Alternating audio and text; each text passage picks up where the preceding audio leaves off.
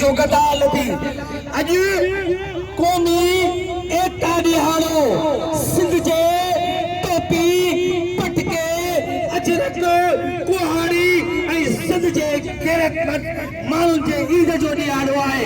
असां हिते मोरो प्रेस क्लब वटि ईंदड़ सभिनी मौजूदनि साथियुनि खे दिलि जी गहराइनि सां भलीकार ॾियूं था। हीउ ॾिहाड़ो असां सभिनि जो ॾिहाड़ो आहे। हीउ ॾिहाड़ो असांजी सकाफ़त, असांजे कल्चर, असांजी तहज़ीब, असांजे ॿोलीअ जो ॾिहाड़ो आहे। असां दुनिया खे इहो पैगाम ॾियण था चाहियूं त सिंध जा माण्हू अमल पसंद माण्हू आहिनि। सिंध जा माण्हू पंहिंजी तहज़ीब, सकाफ़त, कल्चर जा वारस आहिनि।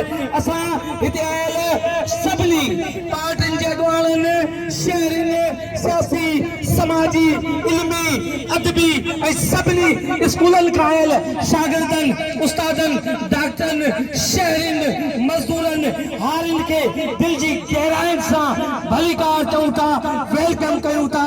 जिए सिंध जी सिंधी ॿोली। Abba Sindhi Word.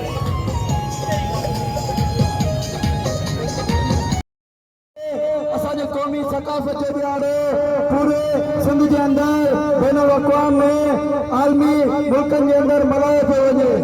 हीउ ॾिहाड़ो सिंधी क़ौम जी बका, सिंधी क़ौम जी इज़त ऐं आज़ादी जो सबबु आहे। जीअं त साईं जीएम साहिब फरमायो, उहा क़ौम हमेशा ज़िंदा रहंदी आहे जंहिंजी ॿोली सकाफ़त ऐं रवादारी ज़िंदा हुजे। असां वॾे फ़ख्र सां चऊं था, असां सिंधी क़ौम जा उहे बाशऊर फ़र्द आहियूं जिन खे सिंधी क़ौम, जिन खे सिंध धरती मोरो प्रेस जो तमाम शानदार ही रवायत रही है तो सिंध जे सकाफ़त के, सिंध जे तारीख़ ही गुज़िरियल 8 साल खां वठी 10 साल खां वठी सॼी दुनिया जे अंदरि जेके सिंधी सकाफ़ती ॾिहाड़ो मल्हाइनि था, उन में मोरो प्रेस क्लब सभ खां वधीक सिंध में तमामु घणो अॻु बढ़ी रही आहे।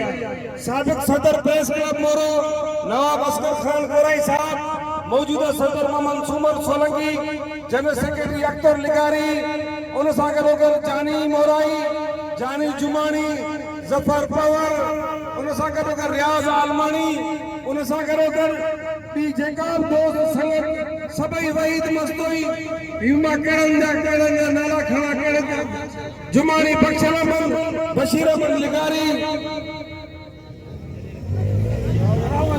राव अजीज, मोहम्मद साले खोसो,